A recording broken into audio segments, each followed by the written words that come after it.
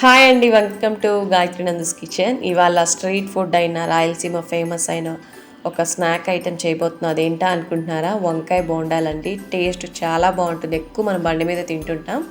అలా కాకుండా ఇవాళ ఇంట్లో తయారు చేసుకుందాం. చాలా ఈజీగా చేసేసుకోవచ్చు. కావాల్సిన పదార్థం ఏంటంటే లేతగా ఉండే చిన్న వంకాయలు తీసేసుకోవాలి. ఇక్కడ 1/2 kg వంకాయలు తీసేసుకున్నాను. బాగా కడిగి శుభ్రం చేసుకొని పక్కన పెట్టుకుందాం.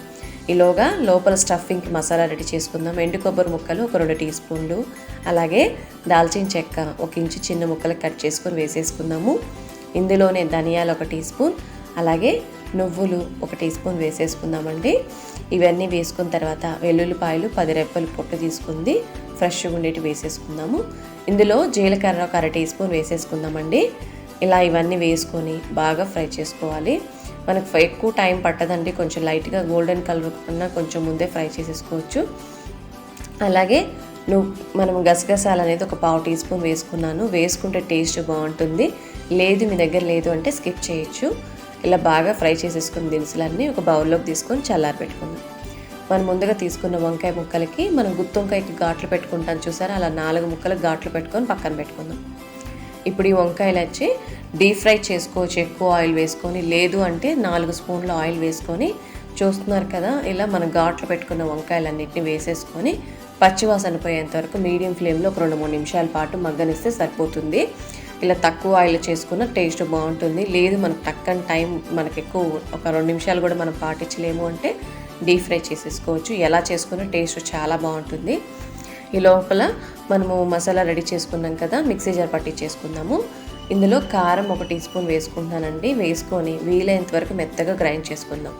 ఇప్పుడు కారం వేసుకున్నాం కదా, ఇందులో రుచికి సరిపడా సాల్ట్ కూడా వేసుకుందాము. మనం పూతపిండికి మళ్ళీ సాల్ట్ వేసుకుంటాం కాబట్టి స్టఫింగ్కి సాల్ట్ కొంచెం చూసుకొని వేసుకుందాం, ఎక్కువ వేసేసుకోకండి. ఇలా రెడీ చేసుకొని పక్కన పెట్టుకొని ఈలోగా వంకాయలు అయితే బాగా మగ్గిపోయినాయండి. ఒక బౌల్లోకి తీసుకొని చల్లారి పెట్టేసుకుందాం. చూస్తున్నారు కదా బాగా మగ్గినాయి. ఎక్కువ ఆయిల్ కూడా ఏం పట్టలేదు.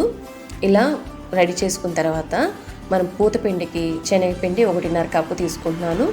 ఇందులోనే 1/2 కప్పు కన్నా తక్కువ బియ్యం పిండి తీసుకుందామండి. బియ్యం పిండి వేసుకోవడం వల్ల మన బోండాలు అనేది పైన క్రిస్పీగా ఉంటుంది, లోపల సాఫ్ట్గా బాగుంటుంది.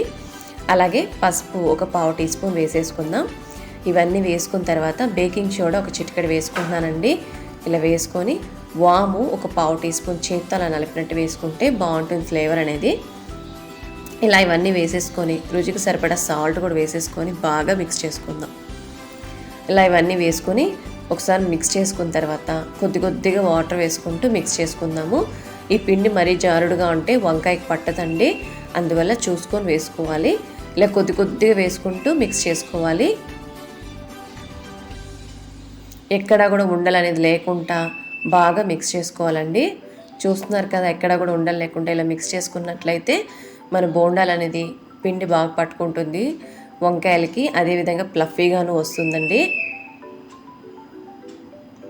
ఇలా రెడీ చేసుకొని పక్కన పెట్టుకొని స్టఫింగ్ ముందుగా రెడీ చేసేసుకున్నాం కదా, బాగా చల్లారిపోయిన తర్వాత మనం ఇందులో వాటర్ అయితే ఏం వేయకూడదండి. లోపల కారం రెడీ చేసుకున్నాం కదా మసాలా అయితే, ఈ మసాలాలో చూస్తున్నారు కదా కొంచెం ఘాటుగా ఇంకొంచెం ఘాటుగా కావాలి అంటే మాత్రం ఇందులో ఎండుమిరపకాయలకు బదులు కారం బదులు పచ్చిమిరపకాయ కొత్తిమీర కూడా మిక్స్ చేసుకొని వేసుకోవచ్చు మిక్సీ జార్ పట్టించుకునేటప్పుడు.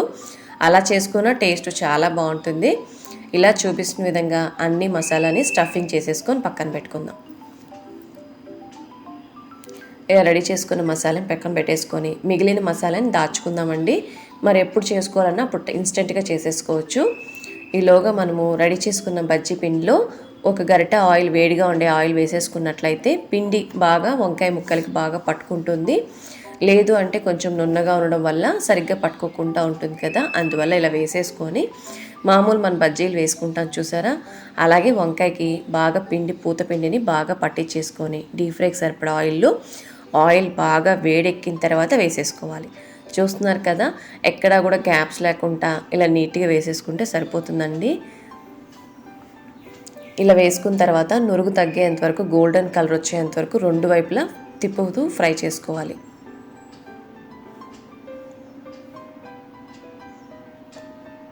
ఇలా బాగా ఫ్రై అయిపోతే చాలండి. ఎక్కువ టైం ఏం పట్టదు, మనకు ఆల్రెడీ వంకాయ అనేది బాగా ఉడికిపోయింది కాబట్టి పైపూత పిండి కొంచెం ఫ్రై అయితే చాలు. ఇలా ఒక 2-3 నిమిషాల పాటు ఫ్రై అయిపోయిన వెంటనే ఏదైనా ఆయిల్ గరిటె తీసేసుకొని స్ట్రైన్ చేసుకునే విధంగా ఆయిల్ అంతా స్ట్రైన్ చేసుకొని వేడిగా సర్వ్ చేసుకుంటే ఎంతో రుచికరంగా ఉండే బండి మీద దొరికే రాయలసీమ ఫేమస్ వంకాయ బోండాలు రెడీ అయిపోయాయండి. మీకు నచ్చితే ఫ్రెండ్స్కి రిలేటివ్స్కి షేర్ చేయండి. కొత్తగా మా ఛానల్ చూస్తున్న వారైతే సబ్స్క్రైబ్ చేసుకొని సపోర్ట్ చేయండి. మరో ఇంట్రెస్టింగ్ అండ్ టేస్టీ రెసిపీతో మళ్ళీ కలుద్దాం. Thanks for watching. బాయ్ అండి.